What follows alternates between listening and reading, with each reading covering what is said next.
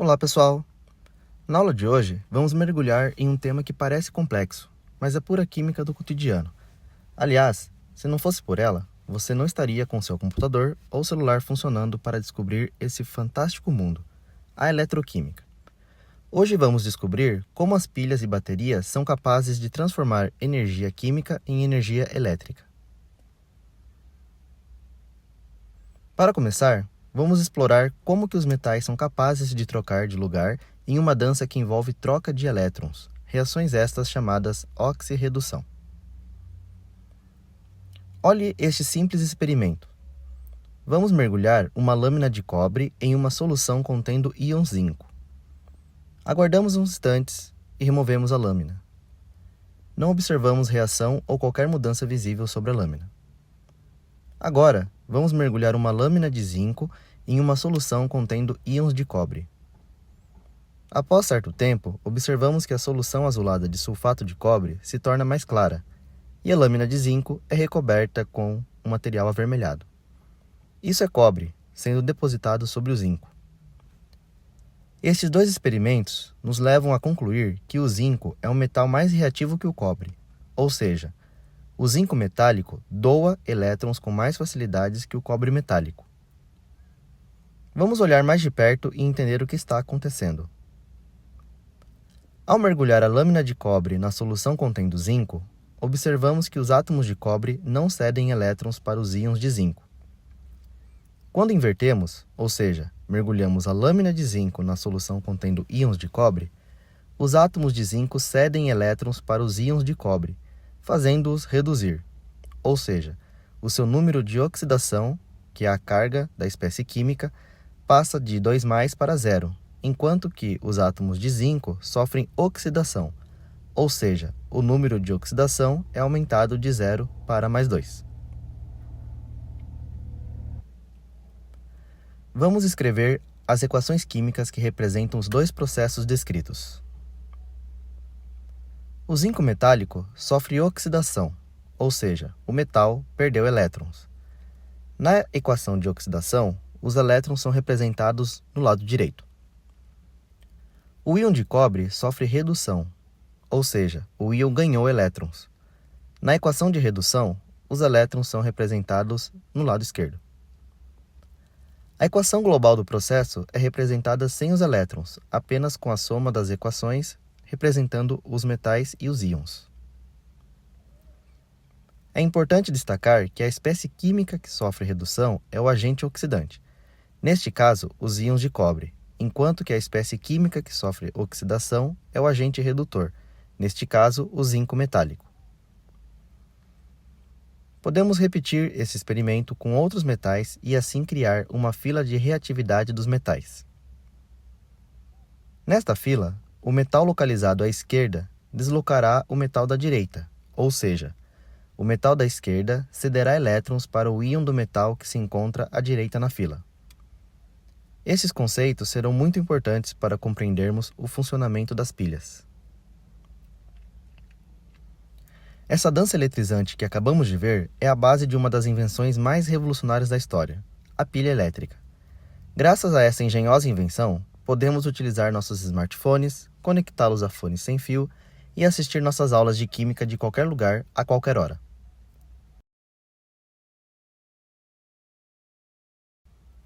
No ano de 1800, o físico italiano Alessandro Volta fez um experimento brilhante. Ele empilhou discos de zinco e cobre, separados por panos molhados em salmoura, e voilá! A primeira pilha da história foi inventada. Mas a sacada não foi só empilhar metais. Alessandro Volta entendeu que a diferença de reatividade entre o zinco e o cobre gerava um fluido elétrico, ou seja, a eletricidade. Algo que nem ele mesmo imaginava que iria revolucionar o mundo. A invenção de Alessandro Volta foi revolucionária, abrindo as portas para novas áreas da ciência e da tecnologia, permitindo desde a descoberta de novos elementos, como o alumínio, por meio da eletrólise, até o desenvolvimento de sofisticados aparelhos eletrônicos, 200 anos mais tarde. No entanto, as pilhas de Volta não eram muito eficientes e duravam pouco. O acúmulo de gás hidrogênio no cobre interrompia a reação, esgotando-se rapidamente. Para entendermos melhor o funcionamento de uma pilha, vamos estudar a invenção do químico britânico John Frederick Daniell. Ele criou uma versão mais eficiente de uma pilha, que ficou conhecida como pilha de Daniell. Diferente das pilhas de volta, Daniell construiu uma pilha formada por dois compartimentos fisicamente separados, contendo soluções salinas de dois metais diferentes, zinco e cobre. Em cada compartimento, continha mergulhado um eletrodo metálico do mesmo íon em solução. Os eletrodos eram então conectados por um fio metálico ligados a um circuito elétrico, como uma lâmpada, por onde fluía a corrente elétrica. Para fechar o circuito, uma ponte salina feita de solução eletrolítica conectava os dois recipientes. O funcionamento da pilha de Daniell é baseada na diferença de potencial entre os dois eletrodos metálicos imersos em suas soluções iônicas. Essa diferença de potencial está diretamente ligada à diferença de reatividade dos metais, como vimos no experimento com zinco e cobre. Quanto mais afastados estiverem na série de potenciais, padrão de redução, maior será a voltagem da pilha. Vamos olhar o funcionamento das pilhas mais de perto, começando pelo polo negativo. No eletrodo de zinco, que é o polo negativo da pilha, também chamada de ânodo, os átomos de zinco cedem elétrons para o lado positivo da pilha, ou seja, os átomos de zinco sofrem oxidação. Ao cederem os elétrons, os átomos se tornam cátions e migram para a solução. Com isso, a placa de zinco sofre corrosão, ou seja, perda de massa com o passar do tempo. Agora vamos olhar o polo positivo. No eletrodo de cobre, que é o polo positivo da pilha, também chamado de cátodo, os íons de cobre recebem os elétrons que chegam pelo fio condutor e sofrem redução, transformando-se em cobre metálico e se depositando na placa, que ganha massa com o passar do tempo. Essa transferência de elétrons entre os dois compartimentos, também chamados de celas ou células eletroquímicas, gera um movimento ordenado de elétrons no circuito externo que pode ser usado, por exemplo, para acender uma lâmpada.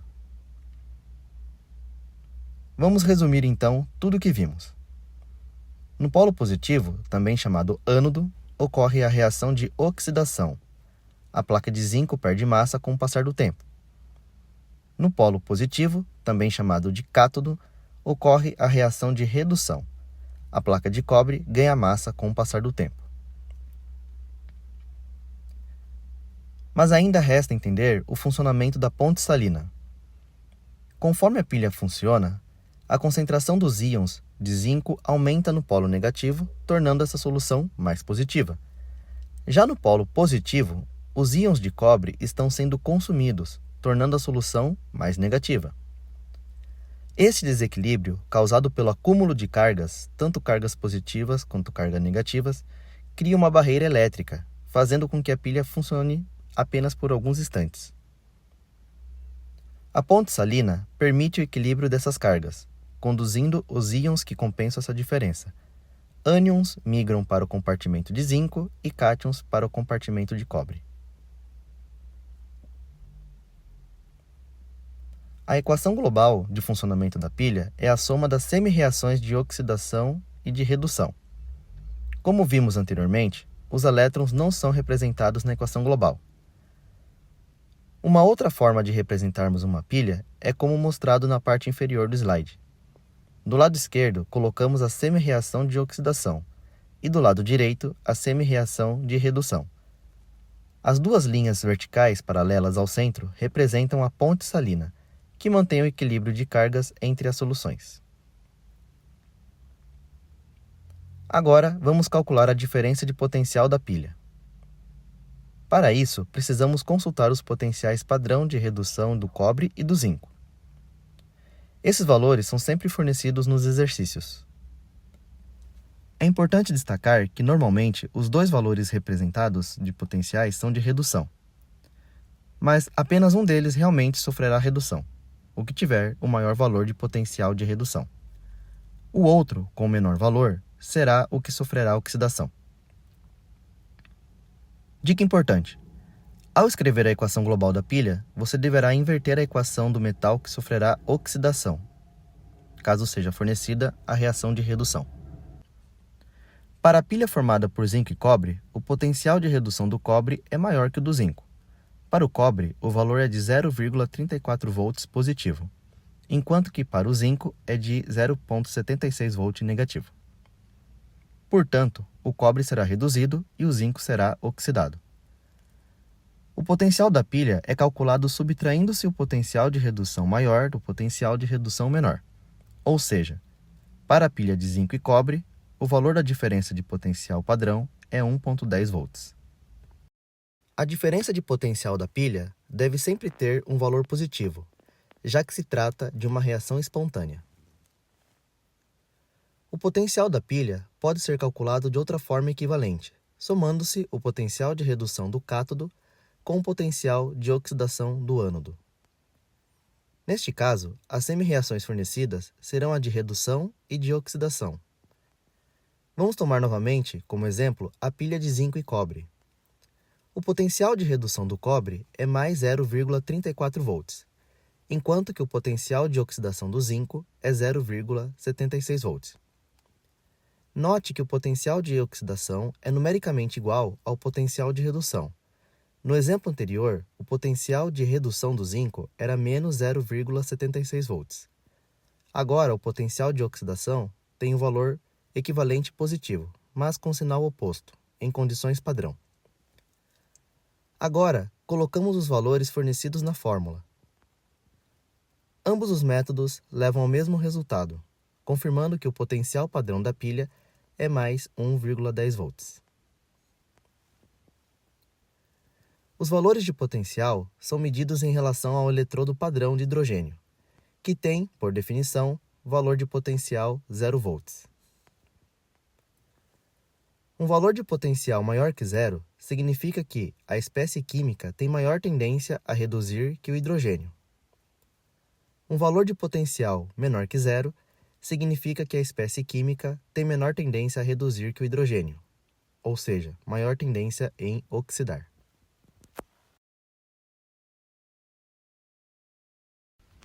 De onde vem o alumínio? Esse metal leve, brilhante e incrivelmente versátil está presente em latinhas de refrigerante, aviões, cabo de energia e muitos outros objetos do nosso dia a dia. Mas você sabia que o alumínio só foi descoberto há cerca de 200 anos?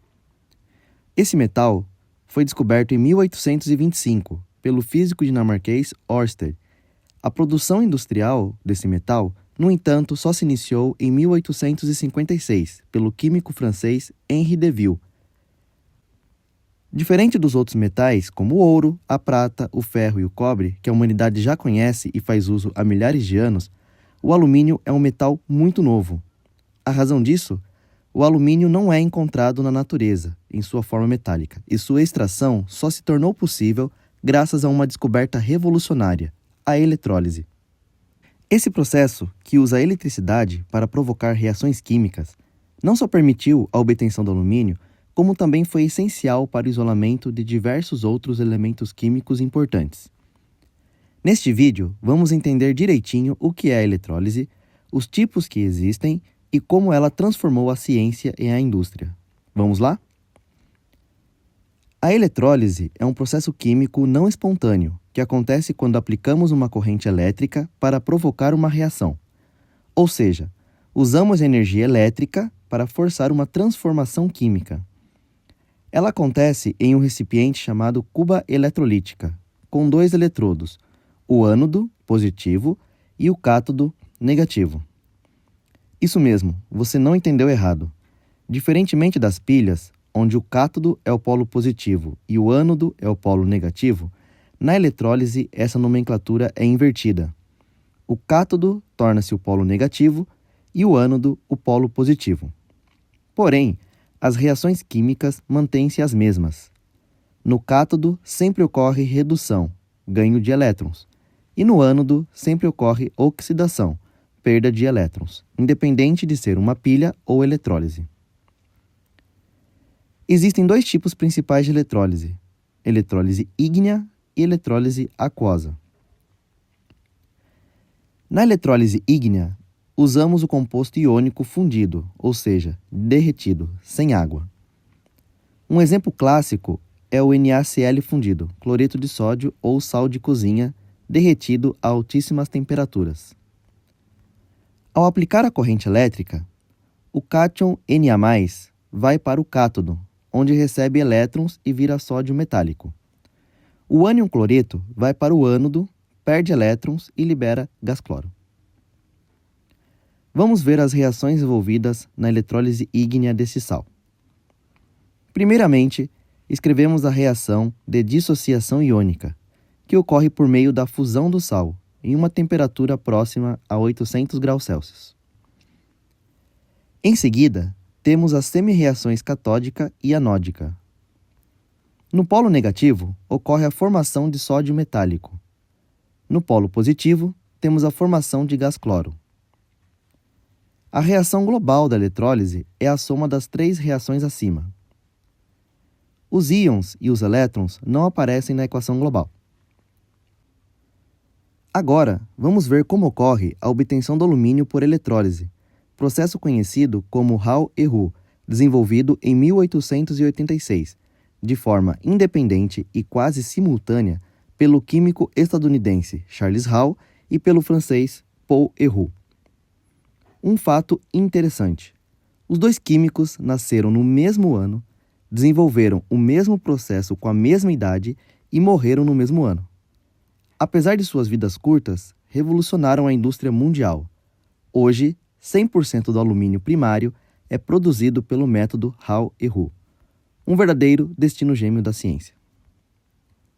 Nesse processo, o óxido de alumínio, chamado de alumina, é obtido a partir do minério bauxita, uma rocha composta principalmente por óxidos de alumínio hidratados. A alumina é então dissolvida em criolita fundida, que reduz seu ponto de fusão de 2070 graus Celsius para cerca de 950 graus Celsius, e submetida à eletrólise. No cátodo, os íons alumínio Al3+, ganham elétrons e reduz a alumínio metálico, que é removido então. No ânodo, os íons óxidos se oxidam e formam gás oxigênio. A equação global do processo é representada sem os elétrons e os íons envolvidos. Este processo é altamente energético, consumindo aproximadamente 15 kWh por quilo de alumínio produzido, resultando no alumínio metálico puro. Na eletrólise aquosa, temos uma solução com água e, normalmente, um sal dissolvido. Mas vamos começar com a água pura, que se dissocia parcialmente em íons H+ e OH-. No cátodo, os íons H+ são reduzidos e viram gás hidrogênio. No ânodo, os íons OH- são oxidados e formam gás oxigênio e água. A equação global do processo é a soma das semi-reações catódica e anódica. Agora, vamos ver um caso muito cobrado nas provas: a eletrólise aquosa do cloreto de sódio. Em solução, temos os íons Na+, cloreto e água, ou seja, várias possibilidades de descarga. No cátodo, polo negativo, tanto H+ quanto Na+ podem ser produzidos, mas os íons H+ têm maior facilidade, então forma gás hidrogênio, H2.